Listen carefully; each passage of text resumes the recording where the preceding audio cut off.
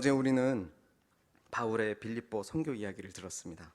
오늘은 그 다음으로 갔던 데살로니가 지역에 대한 내용입니다. 사도행전 17장에는 당시 상황이 잘 드러납니다. 바울 일행은 데살로니가 지역 유대인 회당에서 복음을 전했습니다. 단 한 달 만에 많은 유대인과 헬라인이 회심하여 그리스도를 따르게 되었습니다. 교회 공동체가 생겨나게 된 것입니다. 그러나 부활하신 예수가 그리스도이시며 세상의 진정한 주인이라는 주장에 대해 적대적인 유대인들이 나타났습니다. 깡패를 시켜서 이 바울을 몰아내게 하고 믿는 자들을 핍박하기 시작했습니다. 그리고 이들은 로마를 힘입어서 딴지를 걸었습니다. 그리스도가 왕이시다, 시저가 왕이 아니다, 이런 거짓 그 정부를 음해한다, 이런 압박을 가했던 것이죠. 깡패까지 동원했기에, 폭력까지 일삼았기에 바울은 급히 피신해야만 했습니다.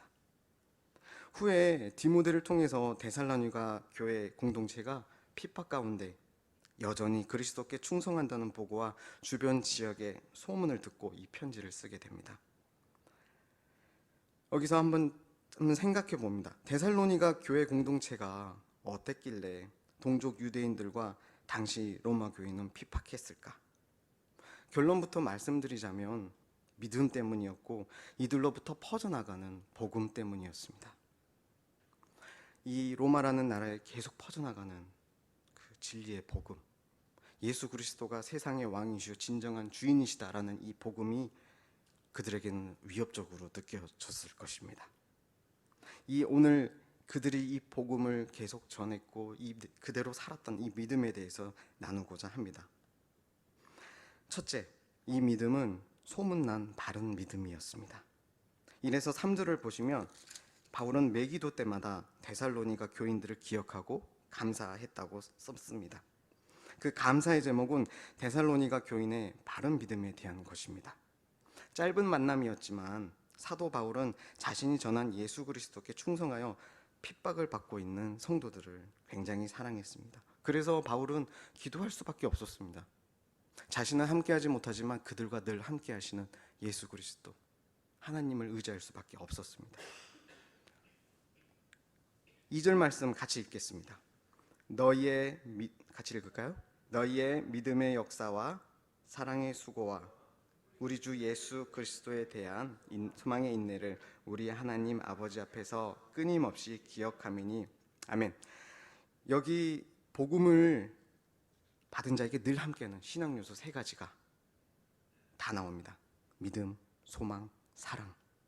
이 바른 믿음, 이 8절의 말을 좀 빌려서 쓰자면 하나님을 향하는 너희 믿음, 이 신앙이 7절 주변의 마게도냐와 아가야의 모든 믿는 자의 본이 되었다고 씁니다.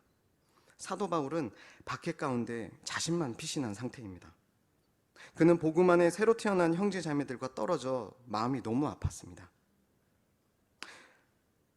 그런데 마게도냐와 아가야 지역의 믿는 자뿐 아니라 주변 지역들의 도처에 퍼진 믿음의 소문도 듣게 된 것입니다. 바울은 얼마나 기뻤을까요? 다른 사람에게 칭찬하고 얘기하고 싶었는데 이미 소문이 자신이 머무는 지역까지 들린 것입니다. 목양회 이때 성도님들의 우리 훈련 이야기, 성장 이야기를 우리 교육자들끼리 나눕니다. 근데 이렇게 대답하시고 이렇게 말씀하시고 이 성장 이야기가 들릴 때 우리 목회자들은 엄청난 기쁨이 있습니다. 우리 박용주 목사님은 배가 부르다라고 표현을 하십니다. 기쁨으로 배가 부르다. 우리 공동체가 커가고 성장하는 이 기쁨이 우리 교육자들에게는 말로 다할 수 없는 기쁨입니다. 정말 그날 점심 건너뛰어도 될 만큼 이렇게 차오르는 기쁨이죠. 8절 말씀 같이 읽겠습니다. 주의 말씀이 너희에게로부터 마게도냐와 아가야에만 들릴 뿐 아니라 하나님을 향하는 너희 믿음의 소문이 각처에 퍼졌으므로 우리는 아무 말도 할 것이 없노라. 잘 성장하고 있기에 더할 말이 없다, 이런 뜻입니다. 잘 성장하고 있는 소식, 그런 소문이 들리고 이런 게 기쁨이 되는 것이죠. 상상을 해봅니다. 마치 자신의 저희 아버지는 어렸을 때 멀리 해외에서 일을 많이 하셨습니다. 근데 이제 저희 어머니나 제가 편지를 쓰는 거죠. 학교에 제가 이렇게 잘하고 있고 이런 성장을 하고 있다. 마치 자녀를 국내에 남기고 떠난 해외 장기 공부를 간 어떤 부모의 마음 심정이었을까요? 근데 들려오는 자녀의 성장 소식, 부모가 잘 챙겨주지 못하는 어려움에도 불구하고 바르게 잘 자라고, 학교에서 괴롭힘이 있는데도 꿋꿋이 잘 이겨내는 자녀. 이 자녀가 오히려 더 어려운 친구들을 사랑하고 돕고 왕따 당하는 친구의 친구가 되어주는 그런 자녀 이야기 정도를 듣는 그런 마음일까요? 이런 상상을 해봅니다. 아마 더 했을 것 같습니다. 로마의 시절을 섬기지 않는다는 것으로 사회적 지위와 재산, 생명까지 걸고 믿음을 지켜가는 그 성도들의 이야기를 들으면서 복음 전달자, 목회자로서 함께 못해서 정말 마음이 아프고, 한편으로는 지켜간다는 그 소식이 너무나 기뻤을 것입니다. 그래서 바울은 계속 기도했는지도 모르겠습니다. 끊임없이 기도하고 끊임없이 생각한다라고 얘기합니다. 이 바른 믿음은 바울의 기쁨이었을 뿐만 아니라 하나님의 기쁨이었을 것입니다. 바울은 이 믿음을 3절 하반절에 아버지 앞에서 끊임없이 기억한다고 씁니다. 그들의 믿음으로 드러나는 행위와, 믿음의 행위와 이웃을 사랑함으로 하는 희생적인 수고를 하는 것과 또 외부의 핍박에도 그리스도를 소망하며 인내하는 그 믿음, 하나님 앞에 끊임없이 감사의 제목이 되었을 것입니다. 그러나 이 바른 믿음으로 인해 세상은 그들을 미워했고 우리를 미워할 수밖에 없습니다. 예수님은 이거를 우리에게 처음부터 말씀하셨습니다. 요한복음 15장 19절 이렇게 증거합니다. 너희가 세상에 속하였으면 세상이 자기의 것을 사랑할 것이나 너희는 세상에 속한 자가 아니요 도리어 내가 너희를 세상에서 택하였기 때문에 세상이 너희를 미워하느니라. 아멘. 이 세상에 속하지 않은 우리라는 신분, 하나님이 우리를 택하여서 구별되기 때문에 우리는 세상과 다르게 보일 수밖에 없습니다. 그래서 세상이 너희는 왜 그러니? 라고 손가락질하고 우리에게 핍박할 수도 있는 것이고, 우리는 실제로 바른 우리의 믿음 때문에 핍박당하는 것입니다. 믿음에 대한 두 번째 내용을 나누려 합니다.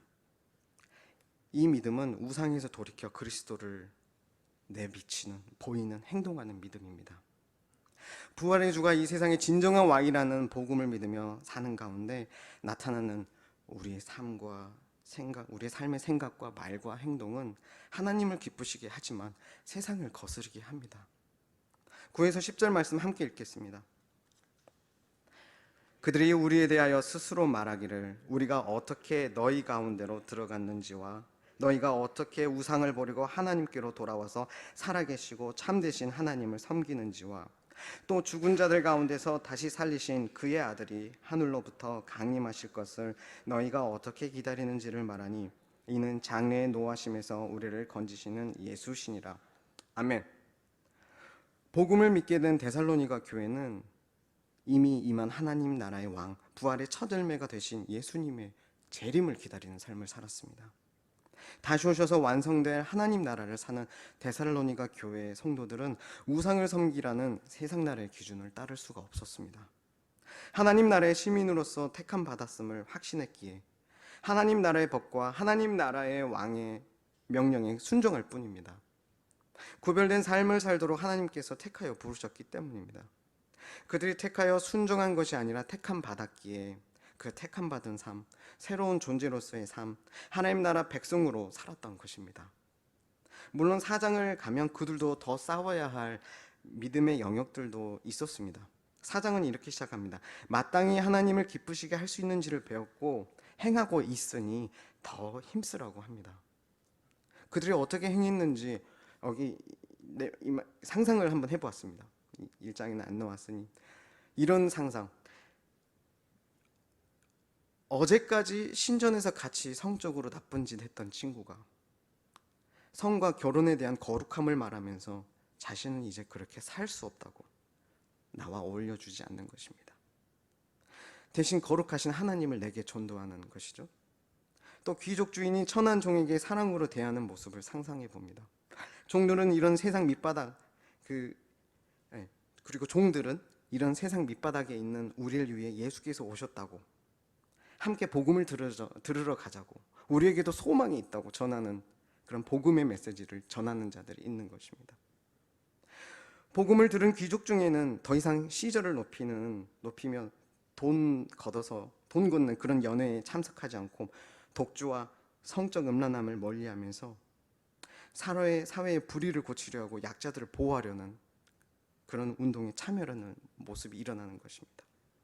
사회 시스템을 뒤엎는 것이죠. 한국으로 치면 노비 제도가 여전히 있는 개화시기 이전에 노비와 겸상을 하고 남녀가 똑같이 교육을 받는 그런 장면을 상상해 봅니다. 전북 금산의 기역자 교회에서 있었던 이야기 아시죠? 너무 유명하니까. 자신의 하인을 먼저 장로로 세우고 목사로 세운 조덕삼 장로님의 그런 일화 같은 이야기. 오직 복음의 진리를 믿음으로 그 복음에 따라 하나님의 나라를 살고 있는 사람들의 그런 이야기, 그런 믿음의 이야기.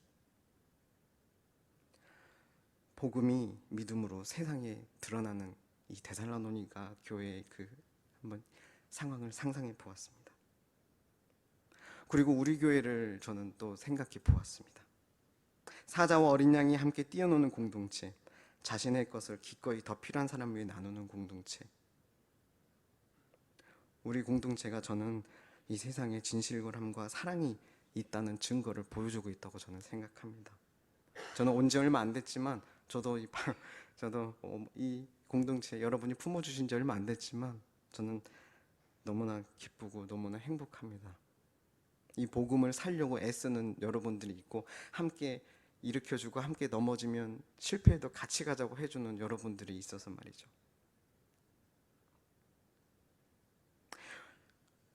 우리 NRPC가 그런 복음이 정말로 복음이 퍼트려지는 그 믿음을 지는 그런 공동체가 되기를 더 기도합니다.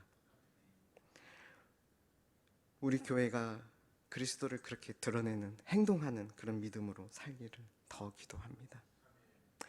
끝으로 이 믿음은 성령님의 일하심입니다. 5주 말씀 함께 읽겠습니다. 이는 우리 복음이 너희에게 말로만 이른 것이 아니라 또한 능력과 성령과 큰 확신으로 된 것임이라. 우리가 너희 가운데서 너희를 위하여 어떤 사람이 된 것은 너희가 아는 바와 같으니라. 아멘. 데살로니가 성도들에게 바울의 선교팀이 하나님의 복음을 전했습니다. 성령의 능력과 확신으로 복음을 전했습니다. 그들은 믿음의 본을 먼저 보였습니다. 복음을 먼저 받은 자들에게 성령 하나님이 일하시고 계셨습니다. 그 일하심 가운데 데살로니가 교인들도 복음을 믿게 되고 받게 된 것입니다.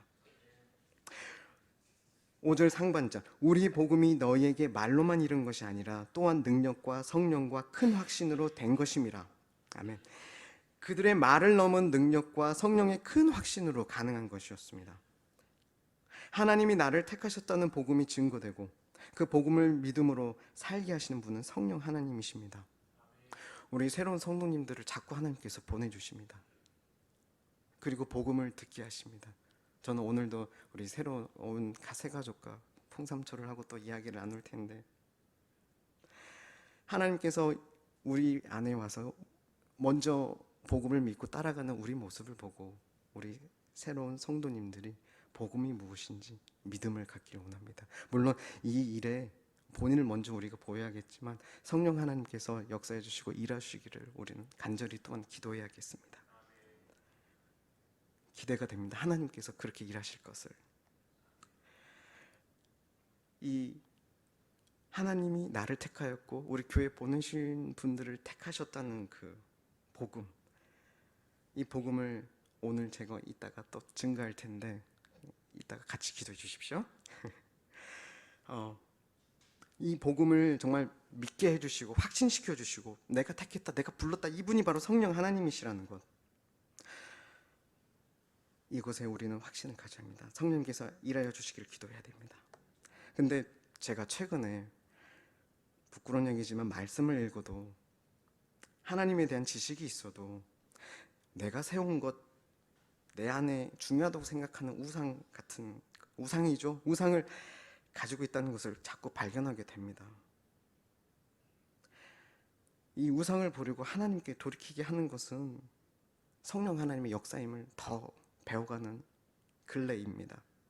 머리로는 알아도 마음에 옮겨져 확신하게 되는, 그리고 이 복음이, 말씀이 내 삶으로 살아내는 능력이 되는 것, 믿음이 되는 것은 성령님의 역사임을 고백합니다. 6절 말씀 함께 읽겠습니다. 또 너희는 많은 환난 가운데서 성령의 기쁨으로 말씀을 받아 우리와 주를 본받은 자가 되었으나. 아멘. 특별히 우리 삶의 힘겨운 시기, 어려움 속에서, 환난 속에서 우리는 가끔 곤란해질 때가 있습니다. 그런데 이때 약속의 말씀을 기쁨으로 받도록 성령님께서 우리를 지켜주십니다. 그저 나한테 들어 입력되어 있던 어떤 말씀은, 어떤 요새 제가 경험했던 거, 내가 어떤 말씀이라고 붙들고 있는 건 내 우상이 될 수도 있더라고요. 이 복음이, 살아있는 말씀이 내게 기쁨으로, 그리고 내게 믿음으로 나타나고 능력이 되는 것은 성령님의 역사라는 것입니다. 세상은 이 모르는 이 기쁨, 말씀 안에 우리 하나님께서 부어주시는 이 기쁨 속에서 우리는 우리 믿음의 주, 온전하게 하시는 그리스도를 닮아갈 수 있습니다. 주를 본받아 살아갈 수 있습니다. 성령 하나님의 일하심입니다. 마치고자 합니다. 저도 오늘 4절 말씀처럼 여러분을 부르고 싶습니다. 하나님의 사랑하심을 받은 나주혁신 장로교회 형제님, 자매님, 하나님께서 여러분을 택하심을 제가 압니다.